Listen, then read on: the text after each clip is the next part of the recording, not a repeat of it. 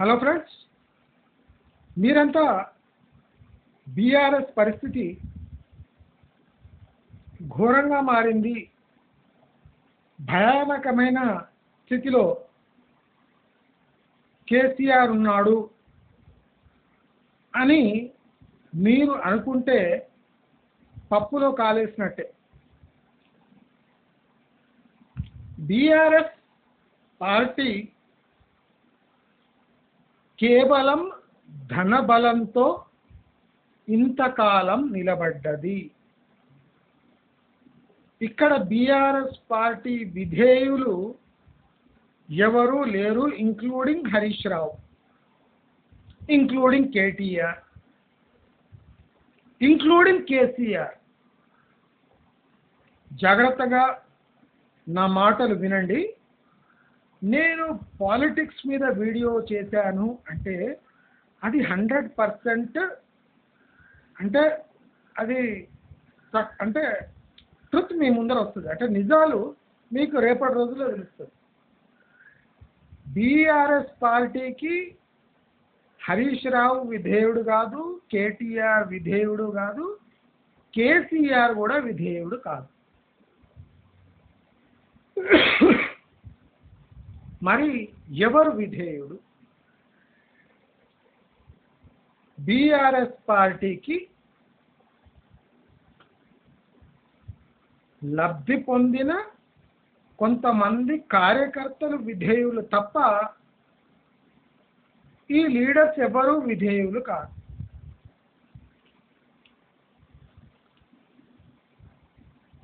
రీసెంట్గా జరిగిన పరిణామాలు, జరుగుతున్న పరిణామాలు మీరు విశ్లేషించారు అంటే నేను గత కొన్ని నెలలుగా, ఒక 6 నుంచి 8 నెలలుగా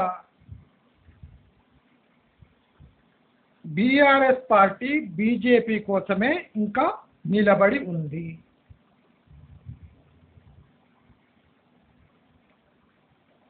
కవిత అంటే ఊహించని రీతిలో జైల్లో ఎందుకు ఉంది అన్న ప్రశ్నకు ఒక చిన్న షార్ట్కట్ ఆన్సర్ ఉంది. మనీష్ సిసోడియా ని జైల్లో ఇంతకాలం ఉంచగలిగారు అంటే దానికి బలి పశువుగా కవితను జోడించడం తప్పలేదు వాడు. ఇప్పుడు మనీష్ సిసోడియాని ప్లస్ జైన్ని ప్లస్ కేజ్రీవాల్ని జైల్లో పెట్టాలి అంటే నైతికంగా కవిత జైల్లో ఉండాల్సిందే. స్కామ్లో లబ్ధిదారులు జైల్లో ఉన్నారు అంటే ఆ స్కామ్లో ఎవరు అంటే డబ్బులు ఇచ్చి లబ్ధి పొందారో వాళ్ళు కూడా జైల్లో ఉండాలి కదా, అది లాజిక్. కేవలం కేజ్రీవాల్, జైన్ అండ్ సిసోడియా వీళ్లను జైల్లో ఉంచాలి అంటే కవిత కూడా జైల్లో ఉండాలి. ఏ రోజు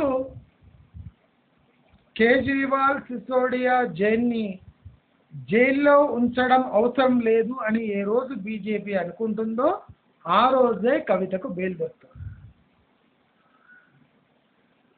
ఇది ఈజీ అండ్ డిఫికల్ట్. అంటే వీళ్ళు ప్రాక్టికలీ కేజ్రీవాల్ కేసీఆర్ కుట్రకు బలైండు.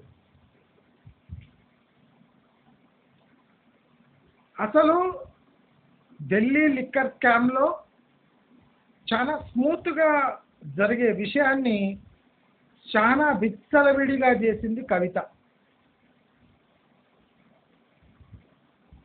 హవాలా రూపంలో పే చేసే బదులు సూట్ కేసుల్లో క్యాష్ తీసుకుపోయి హ్యాండ్ ఓవర్ చేసింది.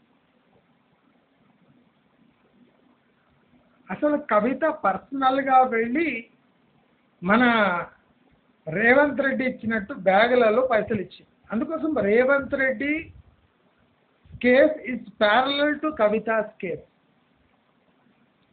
రేవంత్ రెడ్డి ఓటుకు నోటు కేసులో ఇరుక్కున్నాడు,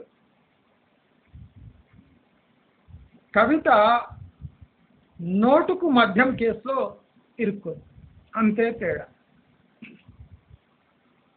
అయితే కవితకు బెయిల్ రాదా? రానే రాదు. ఎందుకు? కవిత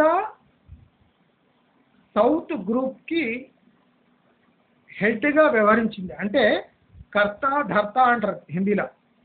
అంటే అంత తానై వ్యవహరించి దీన్ని చక్కబెట్టి ఆల్ ఓవర్ ఇండియాలో లిక్కర్ మాఫియా, అంటే ఢిల్లీ మోడల్ సక్సెస్ఫుల్ అయితే దాన్ని పంజాబ్లో, దాన్ని కర్ణాటకలో, దాన్ని ఒక టైపు చెప్పాలంటే బీహార్ లాంటి రాష్ట్రంలో, రాజస్థాన్ లాంటి రాష్ట్రంలో, అదే కాకుండా ఈ సౌత్లో ఉన్న తమిళనాడు అండ్ కేరళ కూడా ఇప్పుడు ఢిల్లీ మోడల్ సక్సెస్ఫుల్ అయితే వాళ్ళు, అంటే ఇప్పుడు కవిత ఏం కలగన్నది అంటే మీరు స్టన్ అయిపోతారు.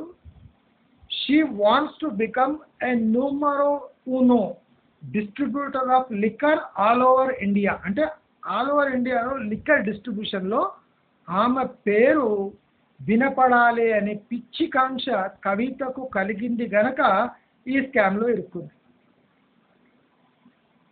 ఈ సౌత్ గ్రూప్ ఫామ్ చేసి నార్త్ గ్రూపును మటుమాయం చేద్దామనే కుట్ర బహిర్గతంగానే నార్త్ ఇండియన్ అంటే పంజాబీ లిక్కర్ మాఫియా ఉందో అది తిరగబడి కవితను ఎక్కడ లేకుండా చేసి,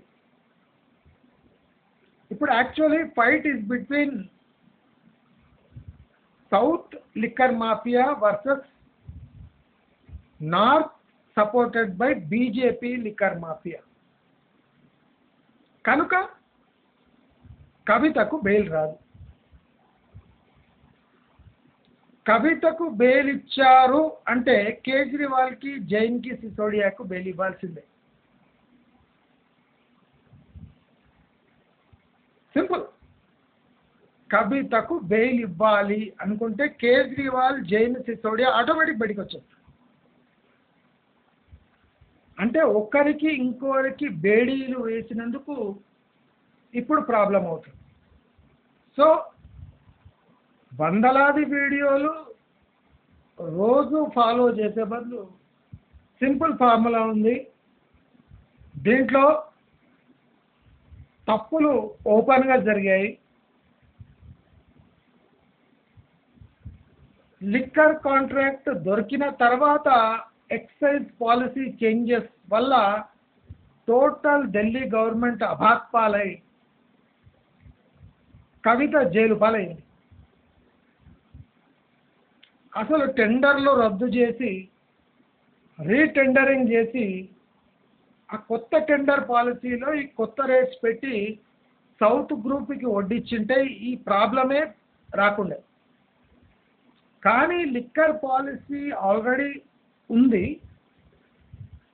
వీళ్ళు ఎంటర్ అయిన తర్వాత ఎక్సైజ్ పాలసీ చేంజ్ అయినందుకు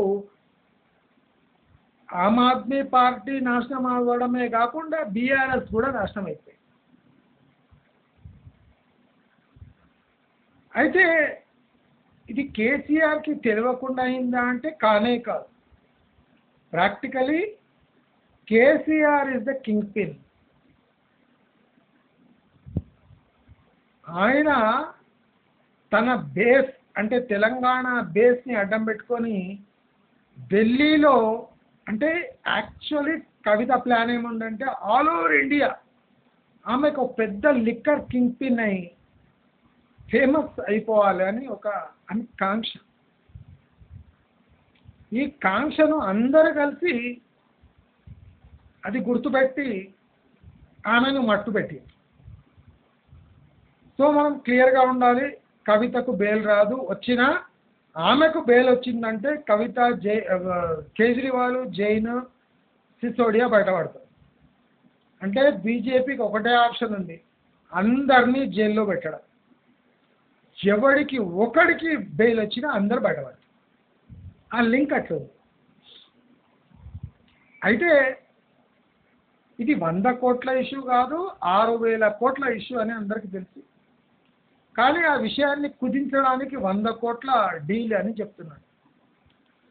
ఇది 100 కోట్ల డీల్ గానే కాదు, ఇది కంటిన్యూస్గా ఏండ్ల కొద్దీ కంటిన్యూ అయ్యే డీల్. అందరూ ఇది గమనించాలి. ఈ డీల్ సక్సెస్ఫుల్ అయితే నెక్స్ట్ ఏం డీల్ చేసుకోవాలని ఫుల్ ఫ్లెడ్జ్ ప్లాన్ అంతా ఫెయిల్ అయ్యి, అంటే కవిత ఆషామాషి రిస్క్ తీసుకోలేదు దీంట్లో. అంటే ఆమ్ ఆద్మీ పార్టీ మన పార్టీనే కాబట్టి, బీఆర్ఎస్ మన పార్టీనే కాబట్టి, ఇద్దరి మధ్యలో జరుగుతున్న డీల్ అని కవిత భావించి తప్పు చేసింది. దీంట్లో బీజేపీ లిక్కర్ మాఫియా కూడా ఇన్వాల్వ్ అయి ఉందని ఈ సన్నాసికి తెలియదు. అతి తెలివితో, అతి గర్వంతో వ్యవహరిస్తే తన బాపూజీ పెట్టిన బీఆర్ఎస్ పార్టీకే ఈ గతి పట్టింది అంటే అది కేవలం కవిత వల్ల పట్టింది. కమింగ్ బ్యాక్ టు ఇప్పుడు కేసీఆర్ని ట్రాప్ చేయడానికి ఈ ఎలక్ట్రిసిటీ పాలసీ వల్ల కేసీఆర్ జైలు పాలవుతాడు అనేది పచ్చి అబద్ధం. కేసీఆర్ ఈ కరెంట్ స్కామ్లో ఇరుక్కోడు. లాయర్స్ ద్వారా తగిన రీతిలో ఎక్స్ప్లెనేషన్ ఇచ్చి కోర్టు నుంచి అట్లీస్ట్ బెయిల్ పైలైనా బయట ఉంటాడు. అసలు ఆ కేసులో ఇరుక్కోడు. నా ప్రకారం ఇరుక్కున్న బెయిల్పై సునాయాసంగా బయటకు వస్తుంది. అది ఏండ్ల కొద్దీ నడుస్తుంది. ఎందుకు అని మీరు అడగచ్చు. ఈ స్టేట్ టు స్టేట్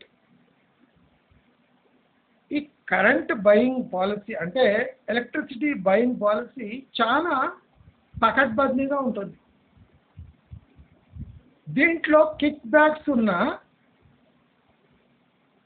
ఈ government to government and company to government ఉంటుంది కనుక ప్రతి పేమెంట్ త్రూ బ్యాంకింగ్ ఛానల్సే పోతాయి.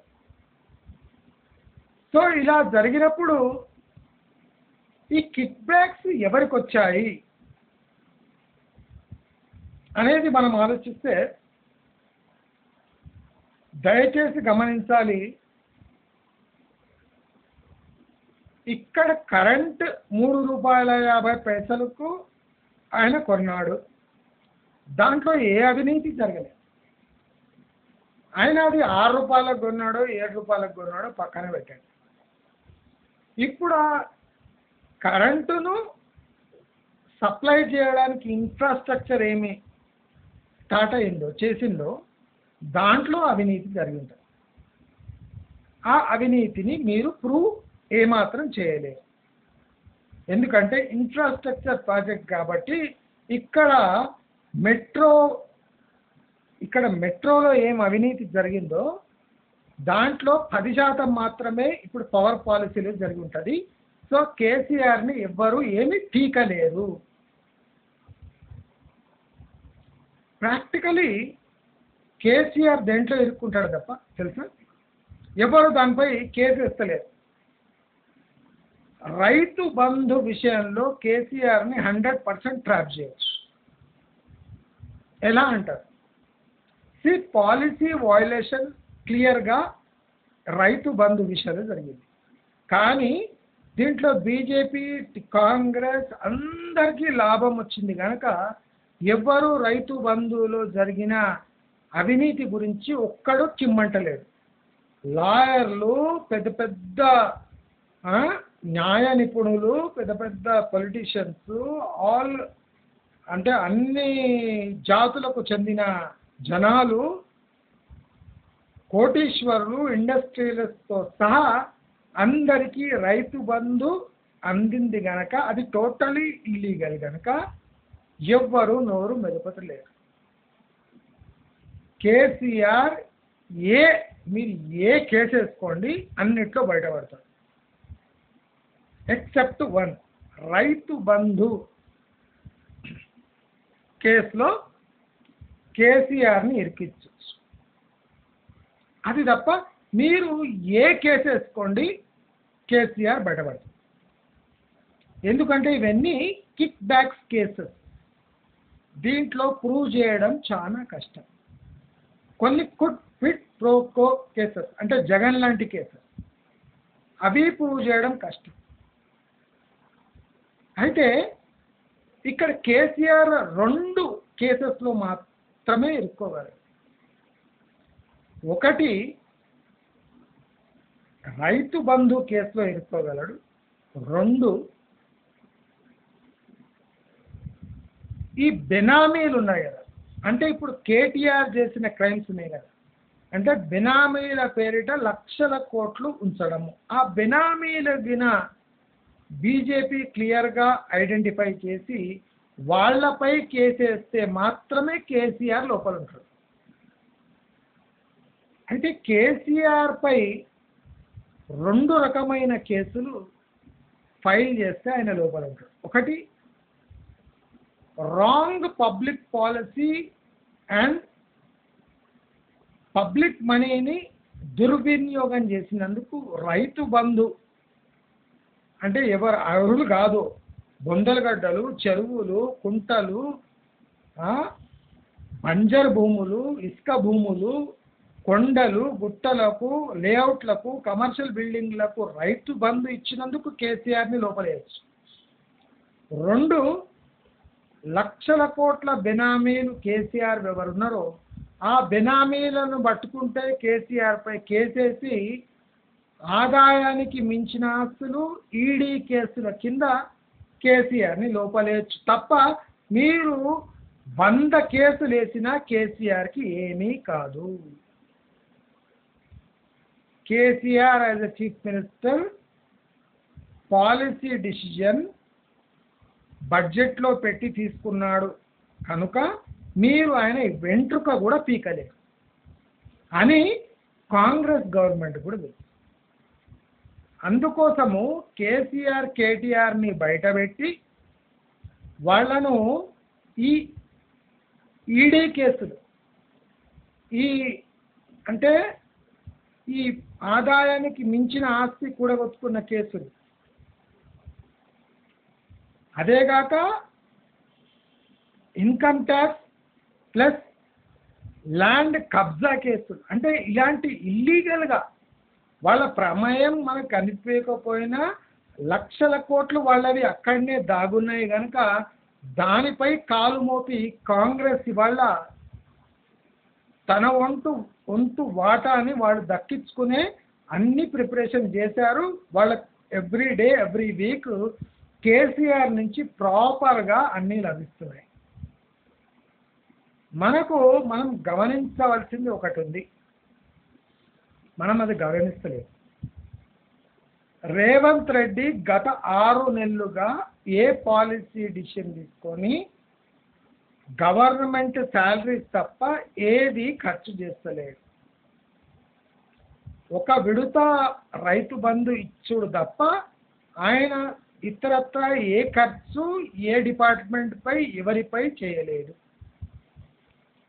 ఒక 10,000 కోట్లో ఒక సంథింగ్ ఎడ్యుకేషన్ డిపార్ట్మెంట్ కోసం అలొకేట్ చేశాడు తప్ప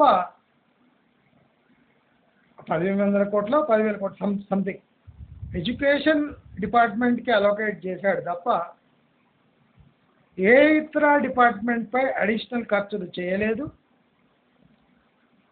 ఆయనకు ఈ 6 నెలలుగా స్టేట్ మీద ఏ ఖర్చు చేయాలో అవంతా చేయకుండా ఇప్పుడు రైతు రుణమాఫీ చాలా కష్టపడి చేస్తున్నట్టు డ్రామా చేస్తున్నాడు. అందరూ అంటున్నట్టు రైతు రుణమాఫీ అయితే బీఆర్ఎస్ చాప్టర్ క్లోజ్ అనేది శుద్ధ తప్పు. రైతు రుణమాఫీ అయినా రైతుకు ఏ డ్యామేజ్ అయిందో ఆ డ్యామేజ్ పూర్తి చేయడానికే రుణమాఫీ సరిపోతుంది తప్ప రైతులకు అడిషనల్ బెనిఫిట్ ఏమీ లేదు. ఇప్పుడు కేసీఆర్ అంటే తాను విచ్చలవిడిగా చేసిన, నేను ఎప్పటి నుంచి చెప్తున్నా, నేను రియల్ ఎస్టేట్ పై ఎందుకు ఫోకస్ చేసిన అంటే కేటీఆర్ కేసీఆర్ ఎస్పెషలీ కేటీఆర్ జమ చేసిన బెనామీ ఆస్తులు రేవంత్ రెడ్డి కండ్లలో పడ్డాయి, కిషన్ రెడ్డి కండ్లలో ఉన్నాయి. సో బీజేపీ తన వంతు అడుగుతుంది, కిషన్ రెడ్డి తన వంతు అడుగుతున్నారు. ముగ్గురు కూర్చొని ఈ ప్రాబ్లం సాల్వ్ చేసుకుంటారు. ఎవరికి ఏమి కావాలనో అది కేసీఆర్ ఇచ్చేస్తాడు. ఈ అంటే కేసీఆర్ పై పగబడితే కానీ కేసీఆర్ లోపల ఉండడు. కేసీఆర్ పై ఇలా పవర్ పర్చేజ్ పై కేసులు వేస్తాము, లిక్కర్ పాలసీపై కేసులు వేస్తాము, హెచ్ఎండిఏ యాక్షన్స్ పై కేసులు వేస్తామంటే అన్ని కేసులు కోర్టులో ఫెయిల్ అయి కేసీఆర్ అట్లీస్ట్ బెయిల్ పై బయట ఉంటాడు. ఎవరైనా జైలుకు వెళ్ళే అవకాశం ఉంది అంటే కేటీఆర్ మాత్రమే. కేటీఆర్ చేసిన భూ కబ్జాలు, ఈ క్విట్ ప్రోకో అరేంజ్మెంట్స్ అంటే గవర్నమెంట్ క్లియరెన్సెస్, ఈ రియల్ ఎస్టేట్లో గవర్నమెంట్ క్లియరెన్సెస్లో కేటీఆర్ పాత్ర విచ్చలవిడిగా ఉంది. రెరాను తొక్కిపెట్టి ఈ హై రైజెస్కి ఎన్ని అప్రూవల్ ఇచ్చారో 1500 పైచిలకు బిల్డింగ్లకు అప్రూవల్ ఇచ్చేస్తాడు కేటీఆర్. దీంట్లో కేటీఆర్ ఈజీగా వెళ్ళిపోతాడు. అంటే ఇప్పుడు బీఆర్ఎస్ పరిస్థితి ఎట్టుందంటే వాళ్ళ గుట్టు రట్టయింది కనుక ఇప్పుడు వాళ్ళు బీజేపీ రమ్మంటే సైగ చేస్తే కన్ను కొడితే బీజేపీ రూమ్లోకి వెళ్ళాలి.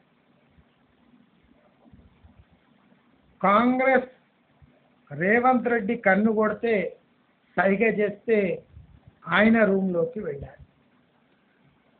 రూమ్లోకి వెళ్ళాక ఎవరికి ఏం కావాలనో అది బీఆర్ఎస్తో వాళ్ళు చేసేస్తారు. పొద్దున్నే తలుపులు తెరుచుకుంటాయి, బీఆర్ఎస్ బయటకు వస్తుంది. కొన్ని రోజుల తర్వాత మళ్ళీ సైగలు మొదలవుతాయి. అంటే ఈ ఇద్దరు కలిసి బీఆర్ఎస్ని ఎలా వాడుకోవాలో అలా వాడుకుంటాయి. అంటే ఇప్పుడు బీఆర్ఎస్ ఒక అంటే చెంగిచెర్లలో ఒక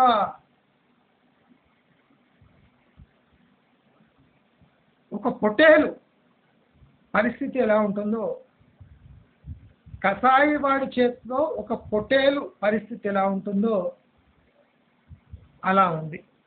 ఎవరికి కావాల్సిన పీస్ని వాళ్ళు లాక్కునే ప్రయత్నంలో ఉన్నారు.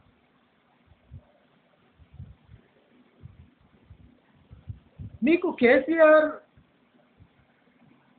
ఆ ప్యానల్ అంటే ఒక పవర్ దీనిపై ఒక రిటైర్డ్ జడ్జితో ఒక కమిటీ వేసి ఆ కమిటీ ముందర హాజరు కావాలి అంటే నేను కాను పో ఎందుకన్నాడు తెలుసా? కేసీఆర్కి వాళ్ళు వేసిన ప్రశ్నలకు టెక్నికల్ జవాబు ఇచ్చే అవసరం లేదు. టెక్నికల్ టీం అంతా గవర్నమెంట్ ఆఫీసర్స్ ఉంటారు కనుక వాళ్ళు బాధ్యులు, కానీ కేసీఆర్ బాధ్యుడు అసలే కాదు. మీరు దొరికిన పిచ్చి ఛానళ్ళన్నీ ఈ ఎలక్ట్రిసిటీ స్కామ్ వల్ల కేసీఆర్ ఇరుక్కుంటాడు అంటే తప్పండి. ఆయనకు ఫోర్స్ఫుల్లీ ఇరికిచ్చిన బెయిల్ మీద పడేస్తారు. అంత ఈజీ కేసు. నేను చెప్పినట్టు కేసీఆర్ 2 కేసులనే ఇరుక్కుంటాడు. ఒకటి రైతు బంధు, అది ఎవ్వరూ నోరు మెరుపుతలేరు. ఎందుకంటే అన్ని క్లాస్ వాళ్లకు రైతు బంధువులు ఇల్లీగల్గా అందరూ తీసుకున్నారు. కనుక కేసీఆర్ని రైతు బంధు మీద ఇరికిచ్చే దమ్ము గుద్దల ధైర్యము ఎవ్వడికి లేదు. బీజేపీకి లేదు, న్యాయ నిపుణులకు లేదు, పొలిటీషియన్స్కి లేదు, సామాన్య ప్రజలకు లేదు, ఎవ్వరికీ లేదు. అంటే అందరూ ఈ పాపంలో పాలు పంచుకున్న వాళ్ళే. కాబట్టి ఎవ్వరు ఈ కేసులో కేసీఆర్ లోపలేయచ్చు అని కాన్ఫిడెంట్గా చెప్తారు. కానీ కేసీఆర్ లోపలేసేది ఫస్ట్ రైతు బంధువుల లోపల పోతారు. ప్యూర్ అంటే misuse of public money to gain votes, quid pro quo క్లియర్గా ప్రూవ్ అయ్యేది ఈ స్కీముకు ఓటు కేసులో. అంటే రైతు బంధుకు ఓటు కేసులో క్లియర్ కట్గా కేసీఆర్ లోపల ఉంటారు. రెండోది నేను చెప్పినట్టు బెనామీలను పెట్టుకుంటే ఆ బెనామీ పైసలు ఎవరి నుంచి ఎవరికి ముట్టాయి, ఎందుకు ముట్టాయి అని ఈజీగా పట్టుకోవచ్చు. దాంట్లో కేసీఆర్ కేటీఆర్ ఇద్దరు లోపల ఉంటారు. కానీ ఇవి రెండు చేస్తలేదు. పనికి మాలిన కేసులు పబ్లిక్ సర్వెంట్స్ అంటే ఐఏఎస్ ఆఫీసర్లు ఒక డిపార్ట్మెంట్లో జరిగిన అగ్రిమెంట్లో భాగంగా కేసీఆర్ని ఇరికించి పెద్ద పబ్లిక్ డిస్ప్లే చేస్తుండ్రు రేవంత్ రెడ్డి. నేను చర్యలు తీసుకుంటున్నా, నువ్వు చర్యలు తీసుకుంటే రైతు బంధు మీద తీసుకో, ఈజీగా కేసీఆర్ ఇరుక్కుంటాడు, నేను హెల్ప్ చేస్తాను. కేటీఆర్ బినామీలను పట్టుకో, నీకు తెలుసు కదా బెనామీలు ఎవరో. ఇప్పుడు ప్రాబ్లం ఏమంటే ఇప్పుడు కాంగ్రెస్ గవర్నమెంట్కి కేటీఆర్ బెనామీలు పెద్ద లిస్ట్ ఉంది. ఆ బెనామీలను పట్టుకొని ఇప్పుడు ఆ డబ్బంతా రూలింగ్ పార్టీకి మార్పిడి అవుతుంది. అసలు ఈ కాంగ్రెస్ పార్టీలో బీఆర్ఎస్ విలీనం అనేది రేవంత్ రెడ్డి గేట్స్ ఓపెన్ అనేది ఈ బీఆర్ఎస్ కాంగ్రెస్లో విలీనమైతే కేసీఆర్ ఖేల్ ఖతం అనేది మీకు తెలియని విషయాలు చాలా ఉన్నాయి. ఇది ఒక జోక్, మన మీద వేసే జోక్. ఎలాగో చెప్తాను చూడండి. ఇప్పుడు ఇక్కడ 2 పార్కింగ్ జోన్లు ఉన్నాయి. ఒకటి కాంగ్రెస్ పార్కింగ్ జోన్ ఉంది తెలంగాణలో, ఇంకోటి బీజేపీ పార్కింగ్ జోన్ ఉంది. వీళ్ళిద్దరికీ ఏమాత్రం సిగ్గులేదు. బీఆర్ఎస్లో హరీష్ రావు, కేటీఆర్, కేసీఆర్ కింద ఉన్న ఎమ్మెల్యేస్ మొత్తము కాంగ్రెస్లో వెళ్ళిపోతారు. కేసీఆర్కి అతి దగ్గరగా ఉన్న హరీష్ రావు లాంటి లాంటి కొంతమంది ఎమ్మెల్యేలు బీజేపీ పార్కింగ్ జోన్లో పోతారు. అంటే ఇప్పుడు ఈ పార్కింగ్ జోన్ వల్ల ఏమి అంటే సేఫ్టీ. ఎవడు బీజేపీలో చేరుతాడో వాడిని కాంగ్రెస్ టచ్ చేయదు, ఎవరు కాంగ్రెస్లో చేరుతారో వాళ్ళని బీజేపీ టచ్ చేయదు. So total BRS safe. అయితే ఇప్పుడు ఈ కేసీఆర్ కేటీఆర్ కలిసి ఈ పార్టీని నడిపియగలరా అంటే వాళ్ళు చాలా యూస్ఫుల్ ట్రిక్ యూజ్ చేశారు.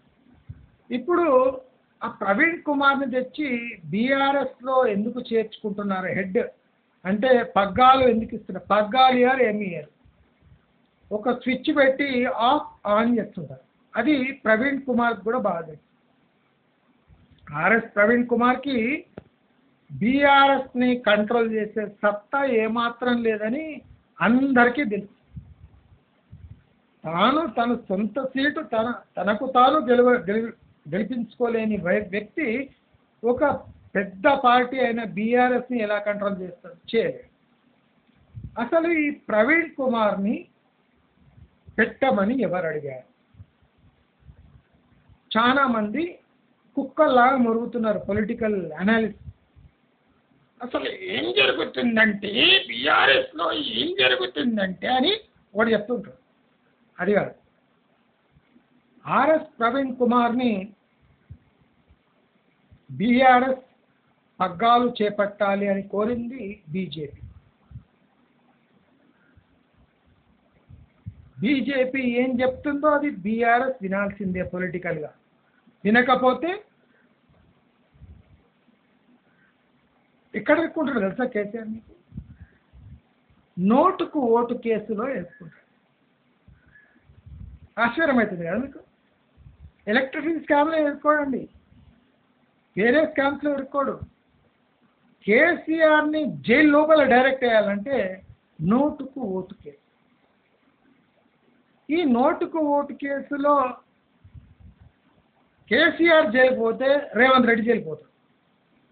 ఢిల్లీలో ఏమి జరిగిందో ఇక్కడ జరుగుతుంది.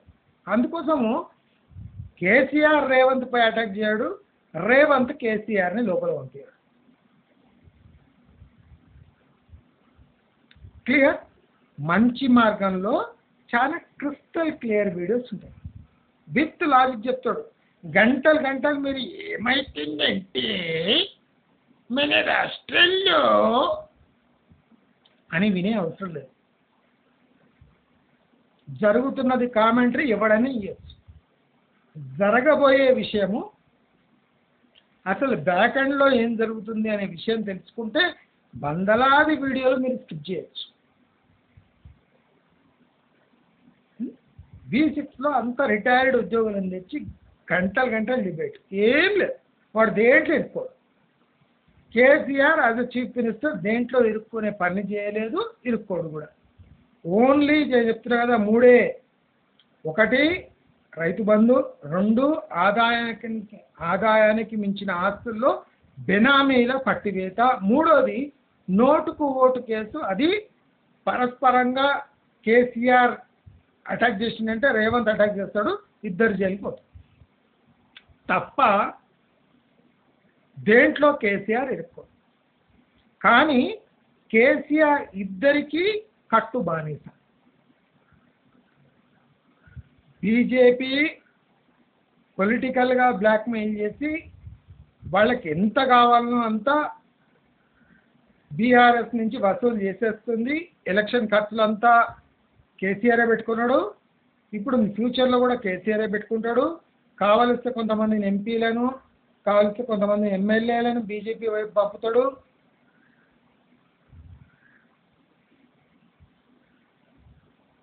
తలసాని శ్రీనివాస్ యాదవ్ గొర్రెల స్కామ్లో జైలు పాలవుతాడు.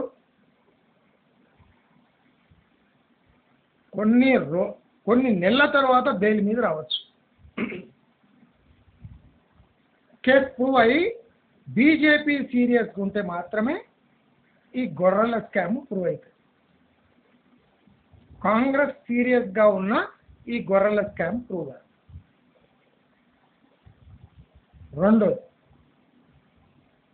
రెండో విషయం, మహబూబ్ నగర్ శ్రీనివాస్ గౌడ్ ఆయన మీద టార్గెట్ ఫిక్స్ అయింది. శ్రీనివాస్ గౌడ్ని ఎవ్వరు తీసుకోరు, తీసుకున్నా ఆ పార్టీకే నష్టం. సో శ్రీనివాస్ గౌడ్ తప్పకుండా బీఆర్ఎస్లో ఉండిపోవాలి. ఎవరైనా శ్రీనివాస్ గౌడ్ని తీసుకుంటే వాళ్ళ పార్టీ ఫినిష్. అంటే మహబూబ్ నగర్లో ఆ పార్టీ ఇక ఉండదు. సో శ్రీనివాస్ గౌడ్ ఇప్పుడు కేసీఆర్ వీర విధేయుడిగా ఆర్ఎస్ ప్రవీణ్ కుమార్ కింద పనిచేయాలి. ఇప్పుడు కేటీఆర్ని పగ్గాల నుంచి బయట పంపించడము, హరీష్ రావుని బయట వేయడము. దీనికి కారణం ఏమంటే ఇప్పుడు వాళ్ళు లీగల్ కేసెస్, బెనామీల డబ్బులు అన్ని సర్దుకోవడానికి కేటీఆర్ బిజీ ఉన్నాడు. హరీష్ రావు కూడా ఈ స్కామ్లలో కోఆర్డినేట్ చేయడానికి హరీష్ రావుని కూడా బీఆర్ఎస్ బయట పంపిస్తున్నాడు. అంటే ఆయన ఢిల్లీ కోఆర్డినేషన్ తీసుకుంటాడు. అంటే బీజేపీతో సఖ్యతగా ఉండి కవితను ఏమన్నా బయట వేయొచ్చా అనే ప్లాన్ చేయడానికి హరీష్ రావుని రిలీజ్ చేస్తుండు. కేటీఆర్ బెనామీ ఆస్తుల్ని సర్దుకోవడానికి కేటీఆర్ని రిలీజ్ చేస్తుండు. ఇప్పుడు మిగిలిపోయేది ఇద్దరే, కేసీఆర్, ఆర్ఎస్ ప్రవీణ్ కుమార్, శ్రీనివాస్ గౌడ్ అనే ముగ్గురు మిగిలిపోతారు. అదే కాకుండా పూర్వ స్పీకర్ ఆయన ఒక ఆయన మిగిలిపోతాడు. అంటే ఒక 4-5 మంది కేసీఆర్ కోటరీ వాళ్ళు మిగిలిపోతారు తప్ప దీంట్లో ఎవ్వరూ భయంకరంగా ఎదుర్కో. అంటే ఇప్పుడు కేసీఆర్ మనుగడ తన దగ్గర ఉన్న బెనామీ డబ్బు వల్లనే కొనసాగుతాడు. కేటీఆర్ కవిత డబ్బు వల్ల బయటికి రాదు అని కేసీఆర్ గ్రహించాడు. కవిత డబ్బులతోని బయటికి రాదు. కవిత బయటికి రావాలంటే బీజేపీ వాళ్ళు ఈ కేజ్రీవాల్ని, సిసోడియాని, జైన్ని బయటికి తెస్తే కవిత ఆటోమేటిక్గా బయటికి వచ్చింది. కవితను బయటికి తెచ్చి వాళ్ళ ముగ్గురిని లోపల పెట్టలేరు. ఇది బీజేపీలో ఉన్న సంక్షోభం. బీజేపీ ఎట్టి పరిస్థితిలో కేజ్రీవాల్ని బయటికి తీయదు. అంటే ఎట్టి పరిస్థితిలో కవిత బయటికి రాదు. వచ్చిన తక్షణమే మళ్ళీ లోపలేస్తారు.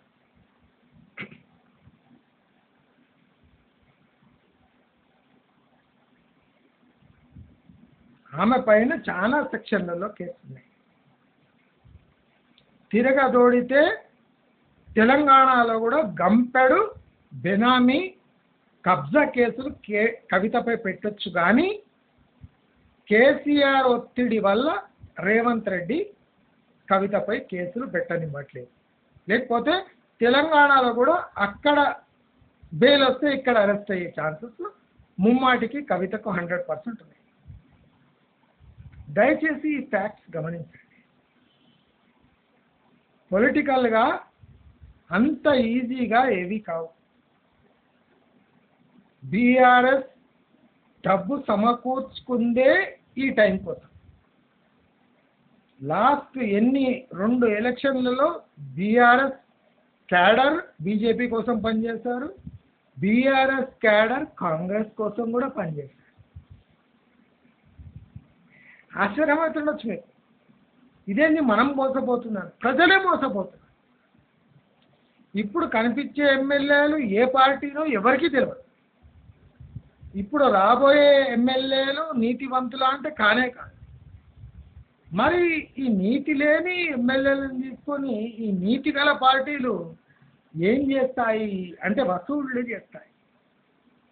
ఇప్పుడు తెలంగాణలో జరిగేది వసూళ్ల పరంపర, ప్రజాపాలన కాదు. దయచేసి ఇవన్నీ గమనించి రాబోయే పొలిటికల్ సీన్ ఎలా ఉంటుందో దీని తర్వాత మీకు అర్థమైండొచ్చు. కేసీఆర్ని ఎవ్వడు ఏం పీకలేడు. పీకిన బెయిలబుల్ అన్ని అఫెన్సెస్. ఆయనని బుక్ చేయవలసింది 3 క్రైమ్స్లో నేను చెప్పాను. కేటీఆర్ని కూడా బెనామీలు పట్టుకుంటే కానీ కేటీఆర్ లోపల ఉండడు, కవిత బయటికి రాదు. హరీష్ రావుని లోపల వెయ్యరు. వేసిన జాడించుకొని ఏదో పార్టీలో జాయిన్ అయిపోతాడు. అసలు హరీష్ రావుకి రిస్క్ లేదు, చాలా తక్కువ. ఇప్పుడు పేరు డ్యామేజ్ చేసుకుంటుండు అంటే ఆర్ఎస్ ప్రవీణ్ కుమార్. బీఆర్ఎస్ పార్టీని నడిపియడం అంటే కంపు కొడుతున్న చెత్త మూటని ఎత్తడమే. గులాబీ పూల తట్ట ఉన్నప్పుడు కేటీఆర్ మోసిండు. మీరు అబ్జర్వ్ చేయండి, కేటీఆర్ గులాబీ తట్టను మోసిండు. ఇప్పుడు చెత్త తట్ట రాగానే ఇప్పుడు ఆర్ఎస్ ప్రవీణ్ కుమార్పై ఆ తట్ట పెట్టింది. అంటే వీళ్లకున్న హీన భావాన్ని చూడండి. కేటీఆర్కేమో పూల తట్ట, బీఆర్ఎస్ వర్కింగ్ ప్రెసిడెంట్. ఇప్పుడు కంపు కొడుతుంది కనుక ఆ మూట ఆర్ఎస్ ప్రవీణ్ కుమార్పై పెట్టే కుట్ర జరుగుతుంది. ఆర్ఎస్ ప్రవీణ్ కుమార్ నా ప్రకారం ఆ తట్టని తీసి కేసీఆర్ ముఖాన కొట్టి బయటపడడం ఆర్ఎస్ ప్రవీణ్ కుమార్కి ఎంతో శ్రేయస్కరం. రేపు తాను కూడా అంటే ఏదో ఒక స్కామ్లో ఇరుక్కొని అంటే పొలిటికల్ కెరియర్ ఎండ్ చేసుకోకుండా నీట్గా బయట ఉండి ఒక సంఘానికి అధిపతిగా ఒక సంఘంని దాన్ని బలపరిచి తాను ముందు పోతే బెటర్, కానీ వీళ్ళ మాటల్లో పడి బీఆర్ఎస్ పార్టీలో చేరి దాని కంపంతా ఈయన భరించే అవసరం లేదు.